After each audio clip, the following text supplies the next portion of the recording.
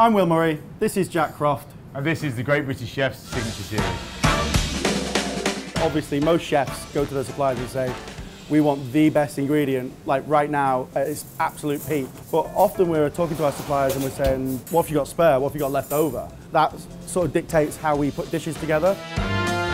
When we started, we were quite naive. There's one thing having good creative ideas, another thing to run a business. You needed to do something that the public was going to react to, so we had to change from doing what we wanted to do to what would actually sell. And to be honest, I think our product is actually much better for it. We've been working together 4 years now. We're very different people, but we've got complementary skill sets, so it works really well as a restaurant. Hey, I'm Jack Croft. I'm Will Murray. And today we're here at Fallow and we're going to show you how to make an English tomato dish with red pepper dressing. It's just super seasonal. Like we've got some awesome red peppers, which we smoke, get a really amazing smoky flavour through there. You've got the best tomatoes in the world. We match that with some beautiful ricotta and a beautiful courgette puree. It's just stunning ingredients, nicely put together. Nothing too complicated, easy to do at home, absolutely delicious. First up, what we're going to do, we're going to oil up our red peppers. And this is going to go into the base of the dish. It's kind of a gazpacho style sauce with a nice infusion of herbs, some beautiful red peppers that are just torched until they're black. So we want to get these really nice and charred and black, and then we're going to cook them down until they're nice and soft and tender and blitz them up. We're getting there with the colour now, so really nice and dark all over. Then we're just going to place a cover over it, put them in the oven and soften them.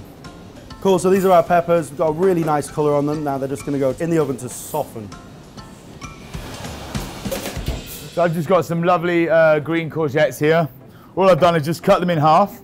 And this is going to be the base for the courgette puree. So we're just going to get a little bit of English rapeseed oil. Just going to pop that into my pan on a medium heat. And then I'm just going to very finely slice the courgettes so they cook very quickly, because we're going to make a lovely courgette and basil puree. But we only want to cook it for about 5 or 6 minutes to keep it nice and fresh and keep the green colour, so that's why I need to cut everything nice and small. I've got my diced courgettes now, so I'm just going to pop that into the pan with the oil. So once I put my courgettes in, I'm just going to turn the heat up to full, because the courgettes are obviously going to let out a lot of water while they're cooking. Just going to lightly season my the courgettes now with a bit of salt. I just keep cooking them.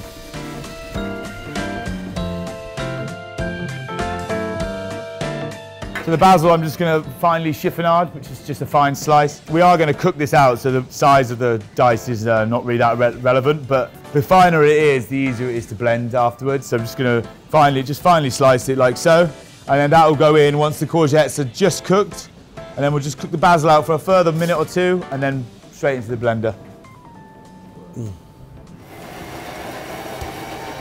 So just finished blending. Just going to take the lid off now, give it a little taste. Banging, delicious. Pretty good, good. So now we're just going to pass this through our chinois. We're going to chill it down, and then we're going to mix the ricotta through the courgette puree once it's cold. So it's nice and smooth, got a beautiful deep green colour. Cool.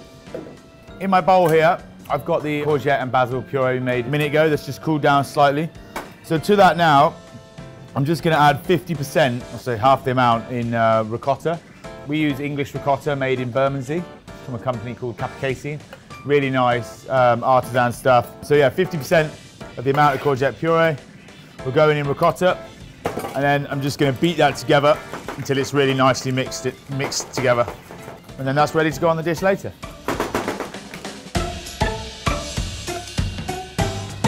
Right, so now our peppers are really nice and soft. We're just going to really lightly peel them. Don't need to take too much of the skin off.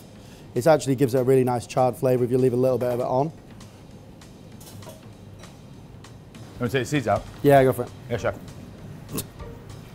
Right, so all we do now, this is a really good sauce because you can use all of those slightly bruised tomatoes. We actually ask our supplier to send us, they call them second-class tomatoes. And it just, to be honest, all it means when they're bruised is it means they're really soft, really sweet. So tomatoes go in. Place in the red peppers. This is the rapeseed oil. Really good quality English rapeseed oil. And now we just blitz that until it's nice and smooth. So we blitzed together the tomatoes and the roasted peppers. Have a taste. Lovely, nice and fresh. Beautiful. So just going to finely slice my mint here. Just going to stack it all up together and then just run my knife through it nice and fine. And that we'll use that as a garnish when we plate up in a second. So just going to take a yellow courgette as well. And then on the angle, we're just going to cut some really nice, thin, sort of half moon, semicircle shapes. We're just going to gently marinate some cherry tomatoes. Do this quite nicely ahead of time so they've got a little bit of time to macerate. A good amount of salt. We use this really good quality Cab Sav vinegar, rapeseed oil. So while Will's doing the tomatoes, he's going to get, basically he's going to do a similar thing with the courgette ribbons. Just a few just to line it up. We've got the chiffonade mint. We're going to put a little bit on the tomatoes. And I'm going to put a little bit on the courgette as well. And just let that sit and marinate with them. And then to the courgettes as well, I'm going to add a little bit of toasted buckwheat. Just a light sprinkling, just adds a really nice sort of like little nutty sort of texture and crunch. And then I've also got some sliced pickled shallots, which I'm just going to add on top of the tomatoes. So the shallots have just been very thinly sliced, rinsed in cold water to take away the rawness of the onion, and then pickled after that. And then just a little bit of oil on my courgettes as well. Okay, cool. So now we're going to marinate the tomatoes and the courgettes. So this is our beautiful gazpacho. Really nice sheen to it, lovely acidity, and this is going to go on the base of our dish.